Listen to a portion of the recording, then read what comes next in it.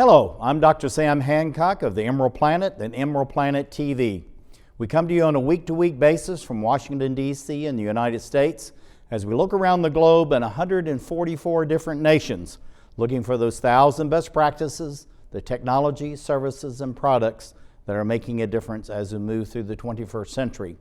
And as we have a planet of 9 billion people by 2038 and possibly 12 to 13 billion by the end of this century, how are we going to be able to take care of all these people on planet Earth? And that's what Emerald Planet's all about. We come to you looking at the solutions, the best practices from around the globe as we create the Emerald Planet. Hello, welcome to the Emerald Planet. We're making a difference as we move through the 21st century. And seeing the long-term impacts of climate change.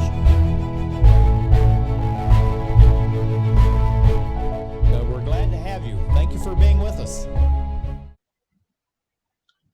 Putting together the villages as businesses and country-style tourism is about indigenous technologies, indigenous lifestyles that's rich throughout Jamaica, but rich throughout the Caribbean itself. So Diana McIntyre Pike, she's the president and founder of Countryside and Villages as Businesses. And welcome back to the Emerald Planet. Great pleasure to be here with you. Thank you. And looking at respecting indigenous technologies and lifestyle, what does that really mean, indigenous technologies and lifestyle?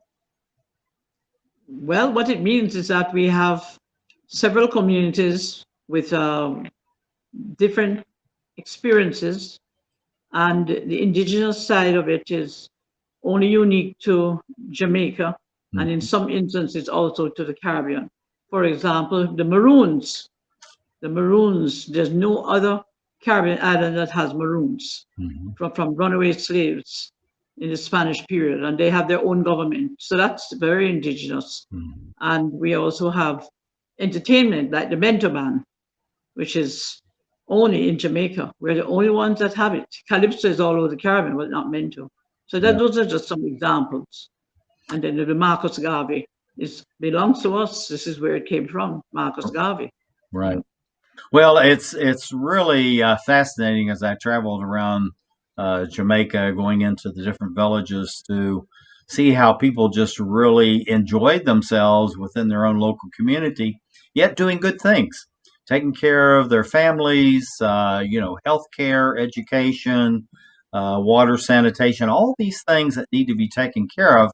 But at the same time, they did it with a special joy and a fervor for life that many societies, you just don't get that. What is so special about Jamaica and the people of Jamaica that they just exude? You just see the smiles here. They just exude enthusiasm. This is the Mento Band here in Beeson Spring. And when visitors go there, they enjoy the Mento Band and dancing with the people, especially the children. The children love to dance. We all love to dance. I'm known as a dancing queen for the Caribbean because I love to dance. So it is a natural thing for us. We have the Bob Marley and, different entertainers who have done well for us. Right. So this is all part of our experience. Now, going into the villages, this is something that we've been talking about in our discussions as far as the arts and crafts. People are very creative. Using what's around them and to absorb that and then put it out for others from around the globe to be able to enjoy. Why is it so important to be using the natural resources around us instead of importing things from other places and trying to repackage them? Well, it's a part of the whole concept of ownership, to have them be involved in trade fairs. Like this one is the Marcus Garvey trade show. And, the partner that I have, my vice president, Valerie Dixon, is very instrumental in setting up the Marcus Garvey Fair. And what is good about it is that people are able to promote their natural products and what they do, art, craft, whatever they do, and some unique recycling jewelry is presented there, which is amazing. And they become very creative. The people in the communities are very creative. So this is all part of our fair offerings. Hmm. Now, Marcus Garvey, who is Marcus Garvey and why is he so important to Jamaica? But not only to Jamaica, he's actually quite important to the world. Why? Marcus Garvey was an amazing entrepreneur because even before technology, he was able to communicate to the world what was important, especially in Africa. He's went to Africa, and he also created his own ship line. And he was someone who preached about the importance of unity, working together, Hmm. and understanding the value of their country Hmm. and the value of their color, because many people were feeling that being black is not going to take me anywhere. But Marcus Garvey showed that that was possible. So he's important for us as one of our national heroes. Right, right. Now, looking at the trade fair, these are local things that are produced by people living in these various villages, going back to this villages as businesses. You have people coming from overseas to enjoy. Tell us the interactions that are happening here and what is one group learning from the other? Well, this is the honey business in Beeson Spring, and how the honey business was able to be supported. The Sandals Foundation brought in 600 guests over a period of 2 days to build the site, help the beehives being there, and the basic school roof they put on. So a relation was established here, and they give a tour of the tour of this place, and the visitor is able to enjoy seeing how it is made, the honey. Mhm, mhm. Now, also going to the local style of life and the music you were talking about earlier, what are we seeing? Oh, we're seeing the loop leader of the visitor dancing with Astor Gage, who is our mentor man leader, and he's also the leader for the community tourism program in Beeson Spring. Mhm. It's a wonderful photo that shows joy and entertaining people. Right. And the whole thing is, though, it's a mixing of the cultures that's so important in this photograph as well. Oh, yeah, absolutely.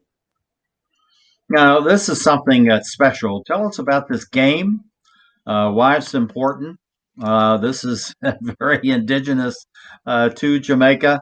And what does the music and the background have to do with the game? This is in the South Manchester area again resource, where people are showing them how to do the traditional dance that they have there that they got from Africa, the African roots, and it's an exciting experience to watch them do this. This is what it is that you're seeing. Mhm. And what's the name of this? Well, the name of the group, I am No, the name having a, of the dance. oh no, I know the name of the dance. Um, I know the name, but you know how it is. Right now, I'm not able to communicate that to you, but Okay, that's it's all right. just unique. It's very unique to this village, though. Yeah, and this is something you and I have talked about several times that this is Yeah. really quite unique to the culture of this area, and it's just something Mhm. that's fun. It's relaxing. People from all over the world can do it. It's easily learned. But Right. you have these elders that are all over Jamaica, and everywhere I traveled, I go in through the villages or stop at a roadside stall, and they would just kind of like materialize. It's just like they weren't there, and then 30 seconds later, there's someone standing beside me grinning at me. How is this possible in a country like Jamaica, where you have people that are so engaged, and when they see somebody from outside or different, they really want to come over and get to know you? Well, it is possible because we promote. each village what they have, and we make sure, and this is very important, that we don't just stop in a village or stop to see anybody. We tell them in advance so they can decide whether they want to have anybody come on that particular day. We're not turning people into attractions. We're saying it's their lifestyle, so you have to respect that. So if they can't see you today, maybe they can see you tomorrow. Like this guy here is Prince Matthew. He's a Rastafarian Christian in Porus Village in South Manchester. Well, not really south, it's near Mandeville. And he has an organic garden. He's standing in front of his organic garden. And he makes beautiful jewelry out of wood and natural products. And the food is natural. If you go there, you're going to have his soup, which is ITIL cooking. And I've had some of this over the years, and it's actually quite delicious. Now, let's go through this. Just tell us what we're seeing, what's happening, and why important. Well, this is one of our senior citizens who's a farmer, and he's also an architect. I keep telling people, don't call them guides, because they're not doing this for tourism. They're doing it to share what they do. And this is turmeric. He's showing them how turmeric is planted, and he's actually showing the visitors, and I'm along there too, how he reaps it and how it's used to make wonderful curry. In the chicken and curry goat and whatever they want to do. Right. Yeah, and that's a very important ingredient. Now, looking at the history and the background as far as music and having the culture spread across the island, why is it so important? Again, going to Marcus Garvey and his legacy across and throughout Jamaica. Well, Marcus Garvey, this is an ad for the fair that we is had every year. And what I'm telling you is that we get a good turnout, and we want to get the Marcus Garvey teaching within the community's entrepreneurship training, because he has a philosophy, stable and more confident about moving forward positively. Now, again, this is something going to local produce, using the local product, but also learning about the culture. What's this young man doing? Oh, he is the bammy making again, which is so popular. This is the one that Butch Stewart went and experienced. So we have a famous photograph of Butch doing this. So they're beating the cassava now, and then it is sieved after that to make the bammy. So this is in Resource Village in South Manchester. Right. Now, this gives you an idea of just the breathtaking beauty of pristine photograph. And I traveled actually in this very area. So looking at the future of Jamaica, we're almost out of time. What do you see for the growth and development as far as villages as businesses, the country style lifestyle, going throughout Jamaica, but also across the entire Caribbean over the next 5, 10, or 15 years? You got to be quick. We got about 30 seconds. Okay. The focus is that we will now give everybody an opportunity to move forward as entrepreneurs within their own environment. It's a wonderful thing that we're doing for people, and the people are really excited about it because they can now realize their future within their own environment. It's fantastic. This is Diana McIntyre Pike, President, Founder, Countryside Community Tourism Network and Villages as Businesses. Thank you for being with us as we looked at indigenous technologies and lifestyle as we create the Emerald Planet.